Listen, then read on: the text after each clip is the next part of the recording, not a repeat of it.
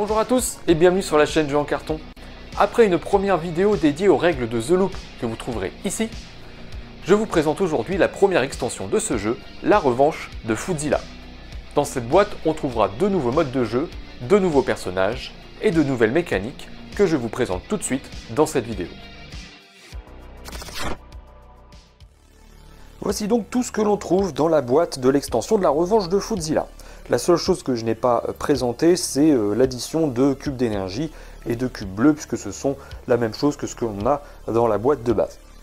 Donc qu'est-ce qu'on va retrouver dans cette extension? On va retrouver deux nouvelles missions. Donc ces missions sont identifiées par le symbole de Foodzilla au-dessus. Donc la charge d'antimatière qui demande d'activer un trou noir dans notre main à l'époque où se trouve donc cette tuile sabotage. Et enfin, organiser le chaos qui demande à activer une carte de notre main à son époque d'origine et de le faire 6 fois. Donc là-dessus, niveau mécanique, on n'est pas sur quelque chose de nouveau. Néanmoins, c'est plutôt appréciable d'avoir deux nouvelles tuiles sabotage pour pouvoir renouveler les missions. Qu'est-ce qu'on a également? Donc là, on a des tuiles pièges. Donc ça, c'est dédié au mode Foodzilla Apocalypse. Donc ces tuiles pièges sont recto verso avec une tuile, un côté normal et un côté vortex. Et je vous expliquerai pourquoi, puisque ces tuiles viennent remplacer donc les tuiles sabotage. Lorsque vous jouez en mode Foodzilla Apocalypse, il n'y a pas de tuiles sabotage à archiver. Donc ça, c'est une des nouveautés apportées par cette extension. On a également ici les 7 boules de Kaiju. Donc qui vous fait penser probablement au Dragon Ball. C'est bien, je pense que l'inspiration est bien là. Ces boules sont dédiées au mode qui s'appelle également donc les 7 boules de Kaiju. Donc ces boules là, vous allez devoir les utiliser dans ce mode spécifique d'une manière assez spéciale. Donc ça, je vous expliquerai également. Donc il y en a 7, il y en a une par époque représentée donc sur le plateau de The Loop. Qu'est-ce qu'on a également? On a des nouvelles cartes. Donc on a 8 nouvelles cartes, une par époque, pour le gros deck. Donc une par époque, il y a cette époque, la dernière, c'est la première carte qui est multi-époque, en gros une sorte de carte de joker, donc avec ce symbole particulier qu'on ne retrouve pas sur les autres cartes du jeu. Donc ces cartes-là qui sont intégrées au gros deck, qui viennent apporter des effets supplémentaires. Qu'est-ce qu'on a ensuite? On a donc deux nouveaux personnages. On a les jumeaux Derek et Fu Kleinschlag, qui est le jeune Docteur Fu.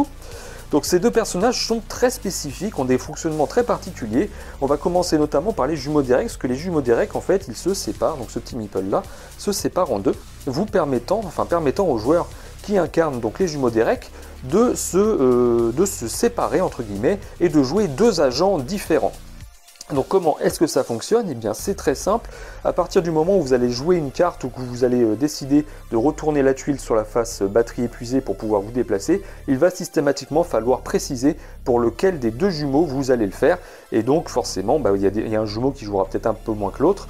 Mais la particularité de ça, c'est que, on va revenir juste après, c'est que sur le deck, dans le deck spécial donc des jumeaux Derek, il y a des effets un peu plus puissants si jamais les deux jumeaux se retrouvent ensemble sur la même époque.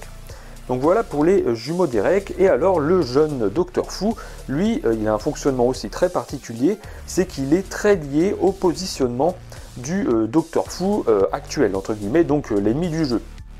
Donc le Fu Kleinschlag, qu'est-ce qu'il va pouvoir faire? Lui, son pouvoir, c'est qu'une fois pendant la phase d'action, il va pouvoir tout simplement faire pivoter la machine du Docteur Fu pour la déplacer à l'époque de son choix. Donc à quoi est-ce que ça va lui servir? Eh bien on va tout de suite commencer par prendre les decks de base donc, de ces personnages-là. Par exemple, ici, la blouse de Mithril, on peut se déplacer d'une époque, et si on est à l'époque du Docteur Fu, on pioche une carte. Donc ça, c'est bien le deck de Fu Kleinschlag. Donc l'intérêt de ça va être de déplacer donc la machine avant d'utiliser cette carte pour pouvoir piocher une nouvelle carte. Ici, qu'est-ce qu'on a d'autre? Le Gamat qui permet de jeter un cube d'énergie dans la machine du Docteur Fu et de se déplacer à l'époque où elle tombe.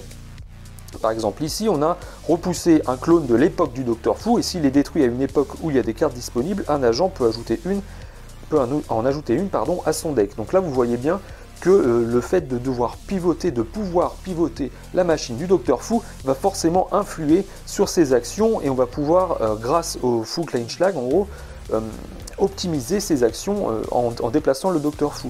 Puisque toutes ces cartes, ou quasiment, toutes ces cartes, vont avoir un lien avec la machine du Docteur Fu.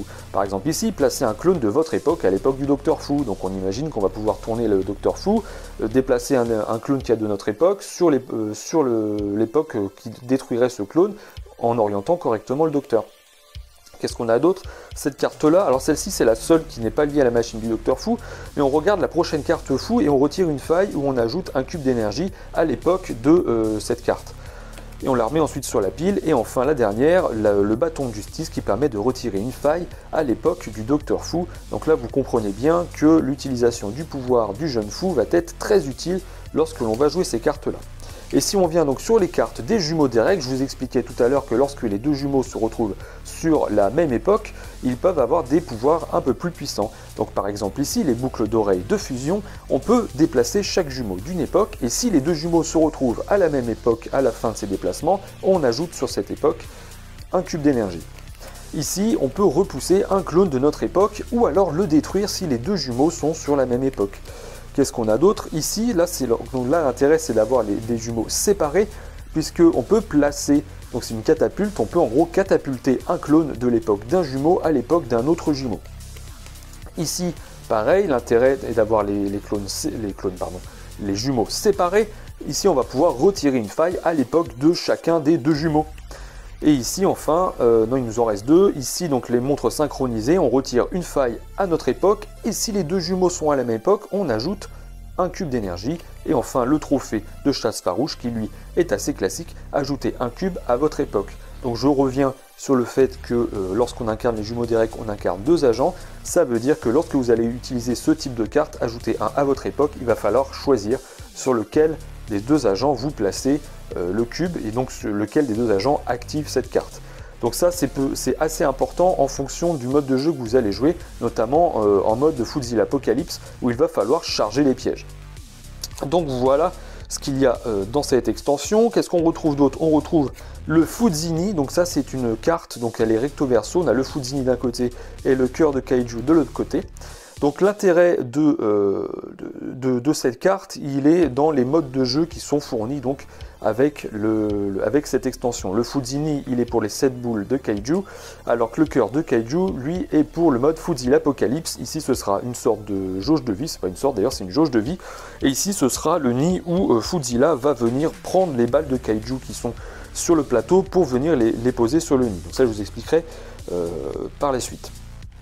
Ici, qu'est-ce qu'on a? On a une carte qui rappelle les phases, les modifications apportées aux phases du Docteur Fu en mode Fuzila Apocalypse, et également ici les phases du Docteur Fu en mode les 7 boules de Kaiju. Et enfin, la dernière, évidemment, la tuile mission, donc la tuile mission que vous placez sur le plateau QG, avec d'un côté Fuzila Apocalypse, de l'autre côté les 7 boules de Kaiju.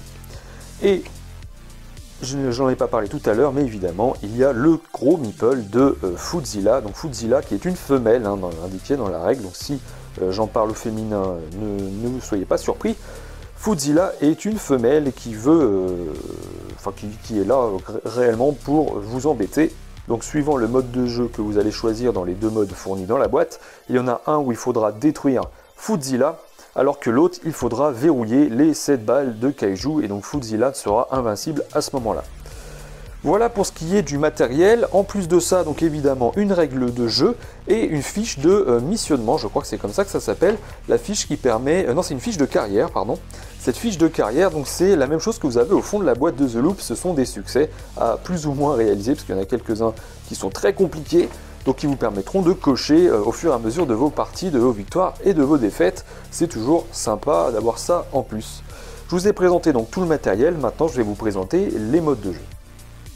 Donc on va commencer par la présentation du mode de jeu, les 7 boules de Kaiju.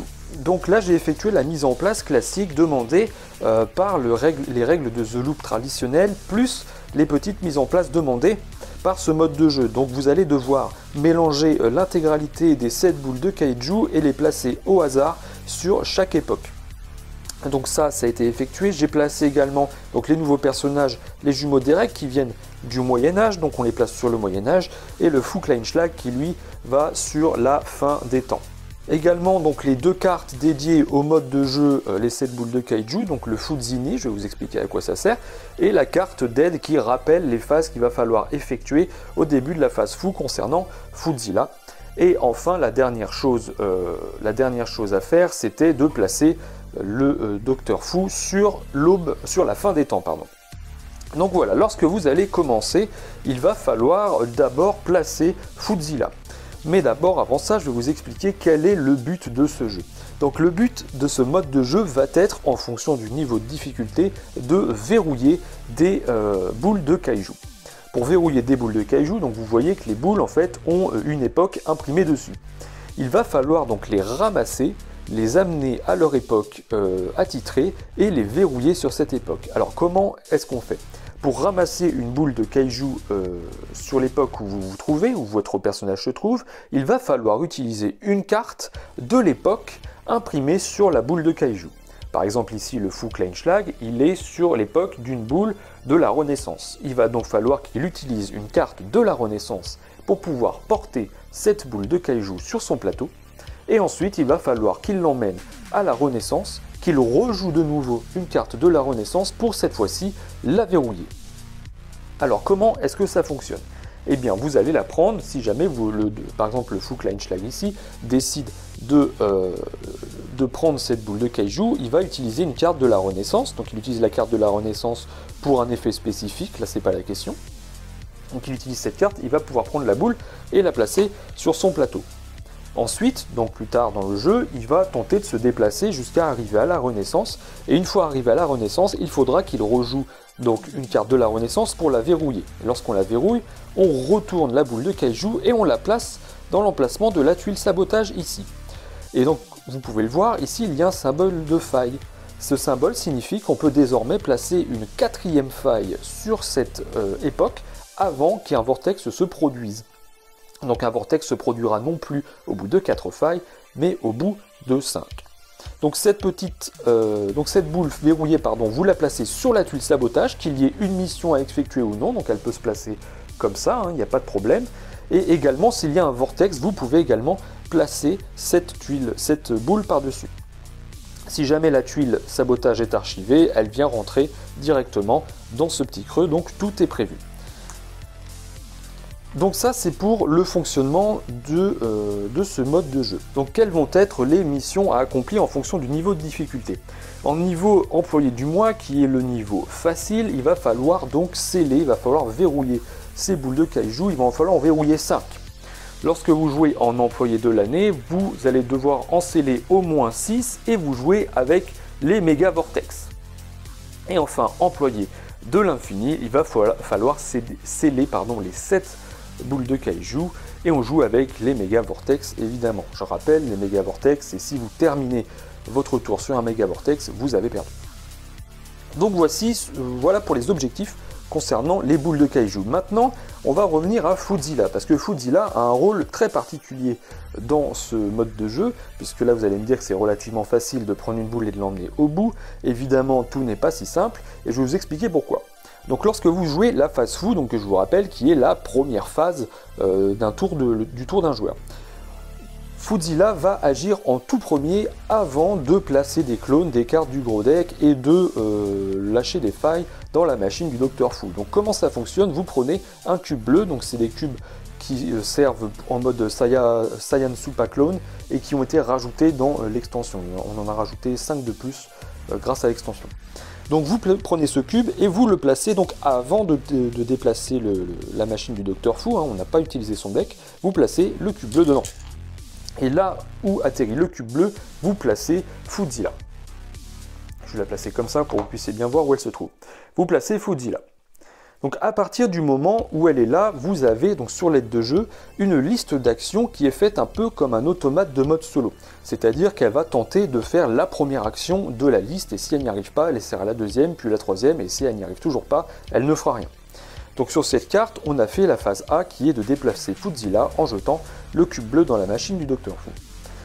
Ensuite en B, Foodzilla va tenter de faire une action, la première possible parmi les trois. La première va être de prendre une boule de kaiju qui se trouve sur son époque sur le plateau. Là c'est le cas, il y a une boule ici, donc elle la prend et c'est là que rentre en jeu le Foodzini, c'est qu'elle va la placer sur le Foodzini comme si elle venait conserver un œuf dans son nid. Donc elle a placé cette boule sur le Foodzini, son tour est terminé. On peut jouer maintenant la phase du Dr Fu de manière normale, donc placer les cartes du gros deck, etc.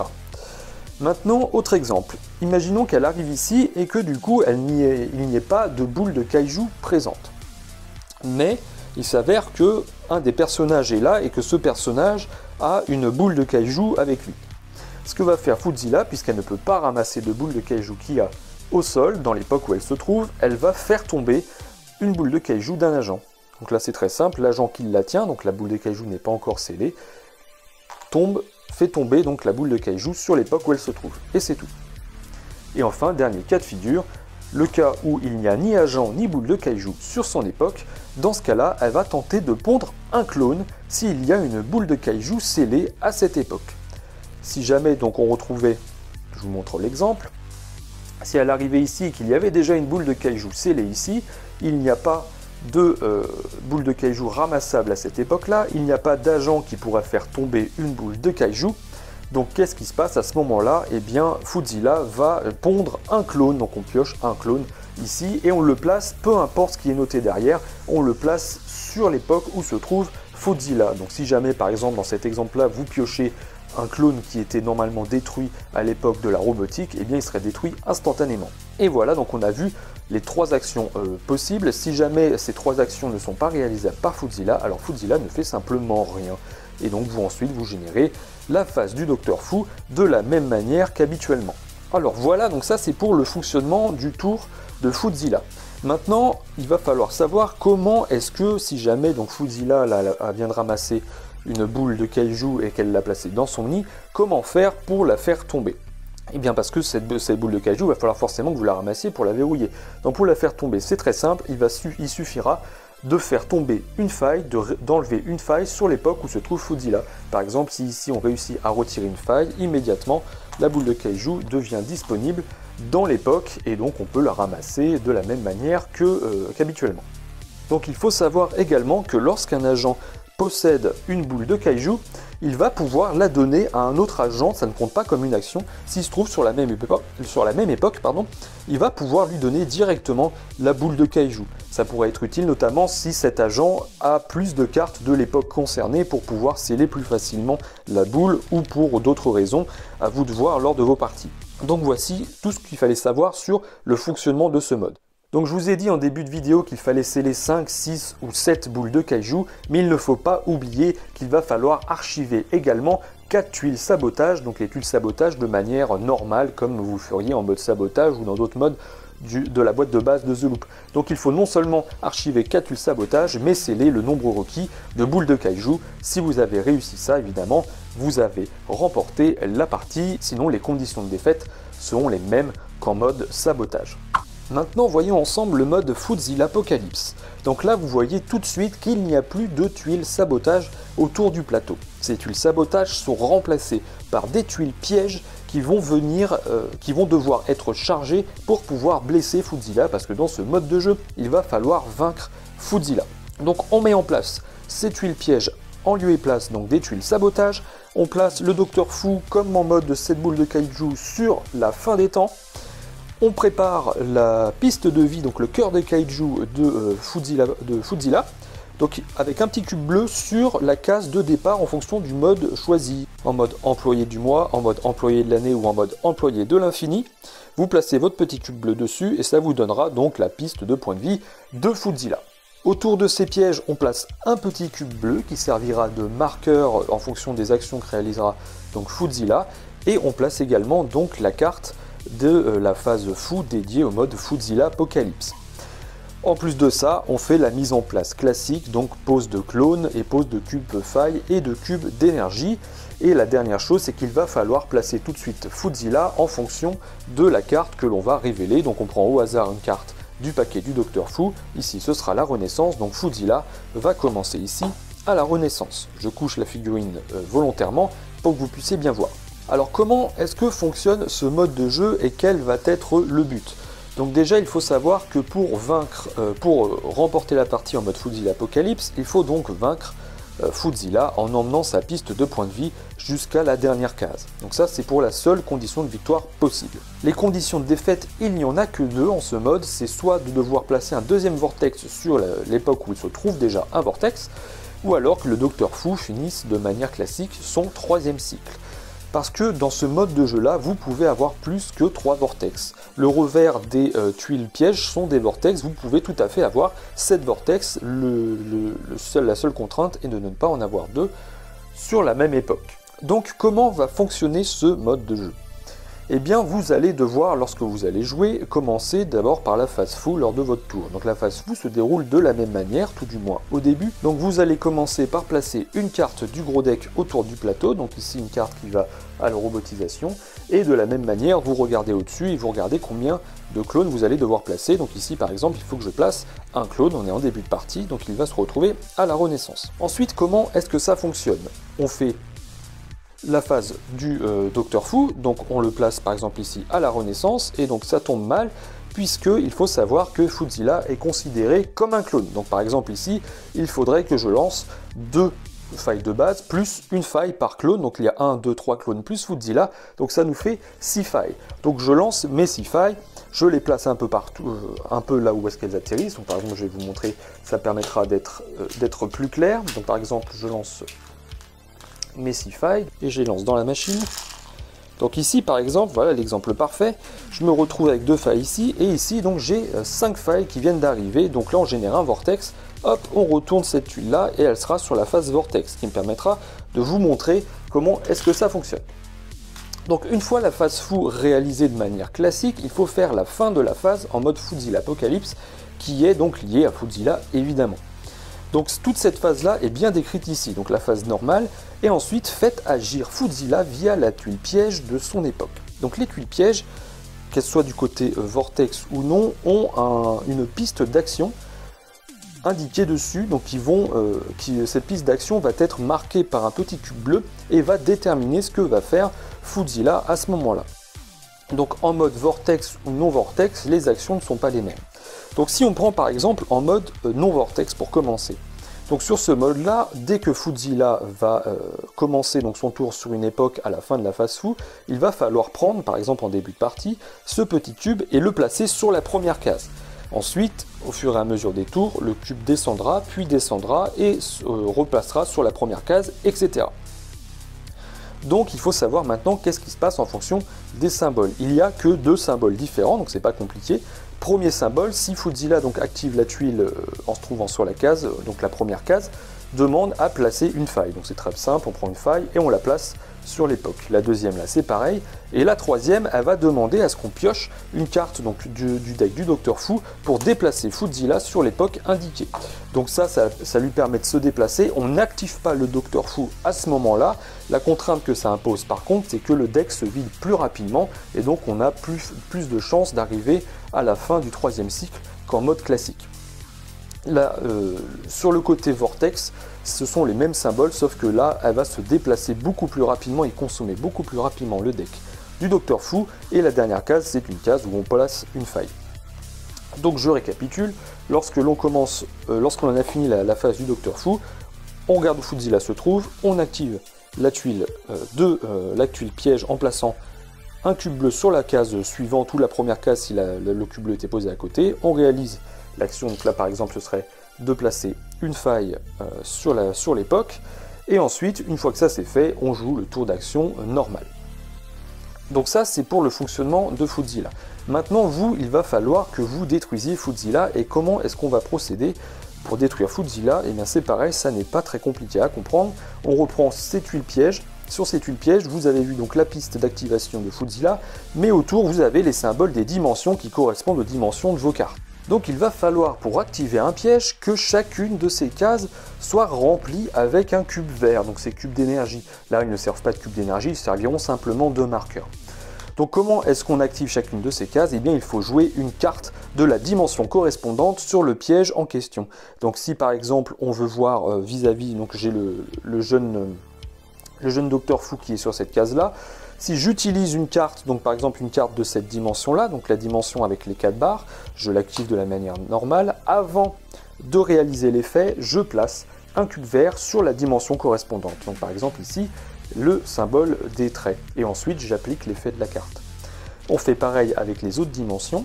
Une petite subtilité, si vous utilisez une carte avec un trou noir, ça fait office de joker. Vous pouvez placer un cube vert sur n'importe quelle case du piège où se situe votre personnage. Et donc, une fois que ce piège est activé, donc une fois qu'il a ces 3 cubes, il va falloir attirer Foodzilla dedans. Donc comment est-ce que ça fonctionne? Ça fonctionne exactement de la même manière que lorsque vous repoussez ou lorsque vous attirez des clones. Attention, on ne peut pas utiliser d'action détruire un clone sur Foodzilla, évidemment. C'est le seul moyen de blesser Foodzilla. Le seul moyen est de l'attirer ou de la pousser vers, ou de la placer aussi, vers un piège.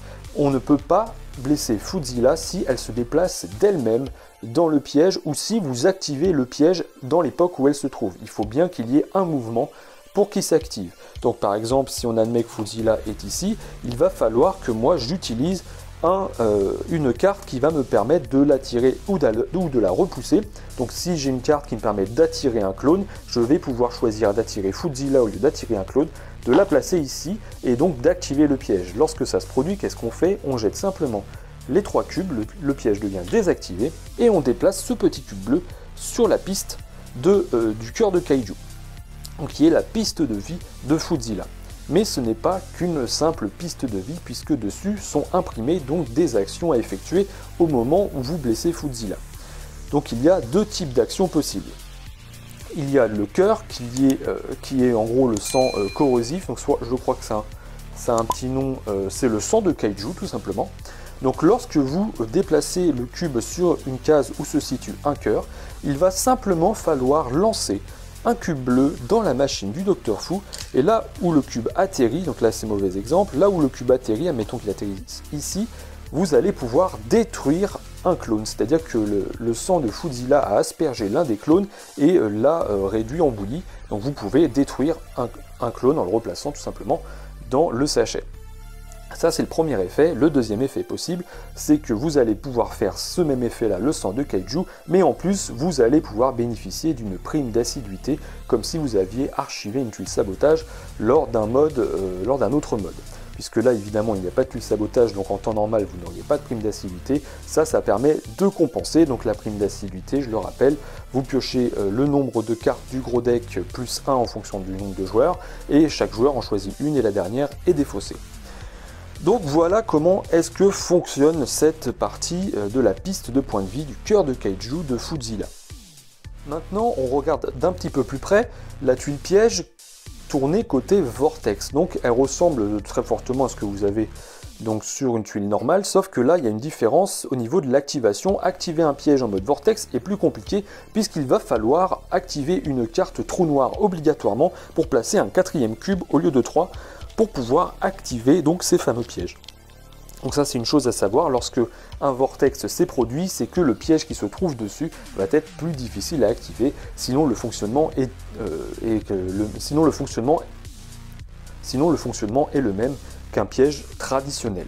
Donc il existe évidemment 3 niveaux de difficulté dans ce mode là, donc je vous en ai déjà parlé. Ces modes de difficulté vont être liés directement à la piste de points de vie, et également les modes employés de l'année, donc le deuxième mode, et le mode employé de l'infini, donc le mode le plus difficile.